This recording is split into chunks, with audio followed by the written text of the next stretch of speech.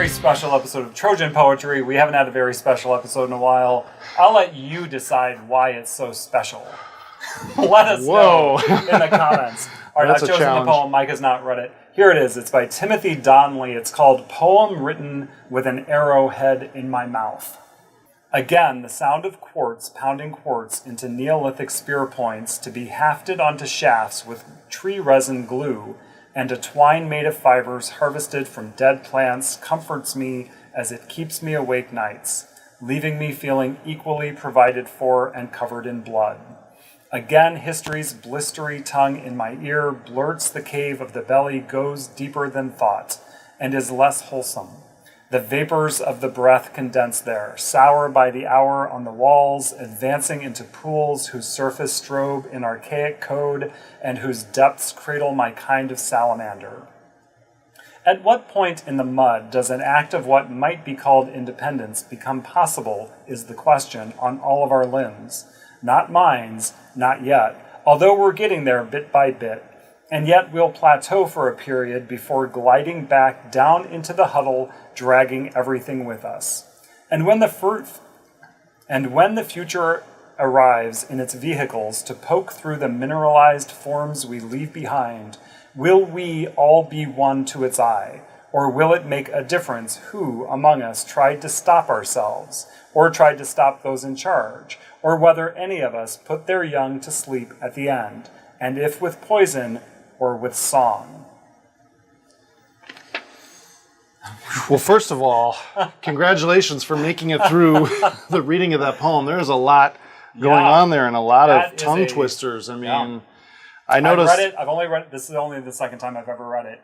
I really like it. I don't think I understand it. I understand it a little bit more now that I've reread it. But yeah, the sound, when I read it the first time, I didn't read it out loud. Mm-hmm. So I really now felt and heard the sound, the games he's playing in there. That's really cool. So thank you, Timothy Donnelly. That's a really cool poem.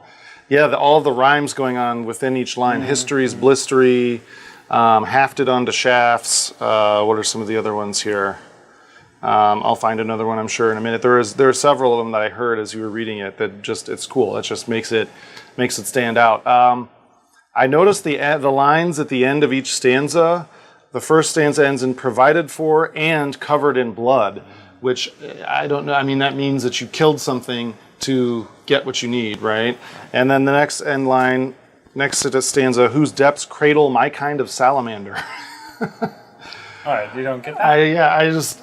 My kind of salamander. That sounds like a great sitcom, you know? Or like, now that's my kind of salamander. Hey, that's a spicy meatball. That's some kind of an album title, maybe. Mm-hmm. Down into the huddle, dragging everything with us to sleep at the end, and if with poison or with song. It seems like each stanza ends with some kind of double-edged. Well, there's providing, there's cradling, there's huddling, and then there's sleeping. So it's like all the stanzas, I just felt like you're getting like constricted at the end or like hugged.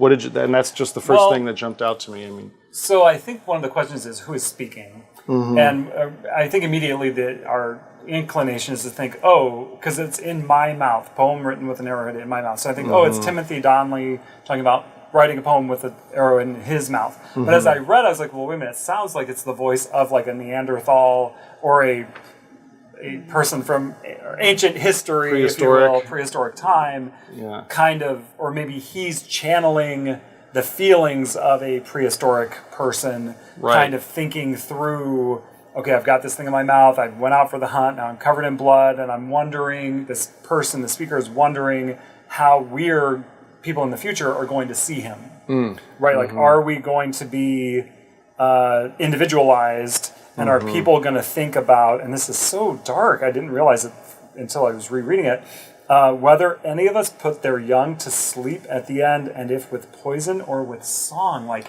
why would they poison their children? I don't know, yeah. Right, like it's asking us to imagine what it was like to be a prehistoric person, as if Timothy Donnelly put an arrow in his mouth and then all of a sudden just had these visions. Yeah, like went back in time. Right. That was really disturbing to me when we got to the end. You know, I was listening to the sound of it, and then when you got to the end and we're going to put our young to sleep with poison, Or with song. Or like with it's not song. clear. We don't know. Or with song is great, but with poison, I'm wondering, why would you need to do that? Is it because you're under attack, or is it because maybe you accidentally feed them something that you don't realize is poisoned, right? And the whole thing about not having minds yet, right? They're thinking with their stomachs, right? Or they're thinking with their limbs and not their minds, not yet, although we're getting there. Like, us today, we don't think of how many thousands of years it took to progress just to be human with thoughts and... Right.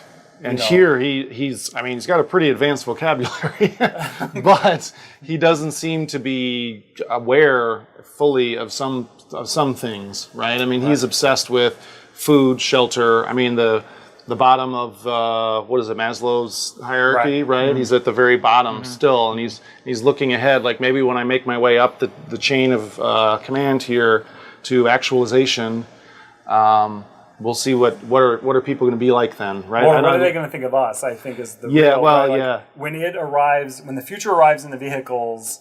Will we all be one to its eyes, or will we make a difference? Who among us tried to stop ourselves or tried to stop those in charge, right? Like, and what are they stopping themselves from? Right. Which is, I love that image, by the way. The future arrives in its vehicles to poke through the mineralized forms we leave behind. So I'm picturing some anthropologist, riding up on his Jeep and digging in the dust. You can see it. And I kind of think like the movie AI. Have you seen the movie AI? Right at the end of that movie when the robot, alien, whatever they are, come down and they're investigating Earth and they find the boy who represents all of humanity, even though he's a robot, and they're trying to figure out what humanity was like. So, I don't know, I just thought this was the sound is cool, the images are cool, but it's a disturbing thought of, how is history going to view us? Right. If we're Arrowhead makes us think old times, right, but, in 10,000 years... We're going to be in old times, right? Yeah. And one other thing about the title, Arrowhead in My Mouth, right? I think of the ancient Greeks where you put a coin on your tongue to cross the river Styx. Maybe this is a person who is already dead, who is lying there with the arrowhead in his mouth, thinking back on his life and into the future. Yeah, and it even says Neolithic, so I guess we're... we're pretty close. We're within about 10,000 years, hopefully. All right, thanks for watching. Join us again here at Trojan Poetry. Check out our Twitter at Trojan Poetry DGN, and check out our website at trojanpoetrydgn.blogspot.com.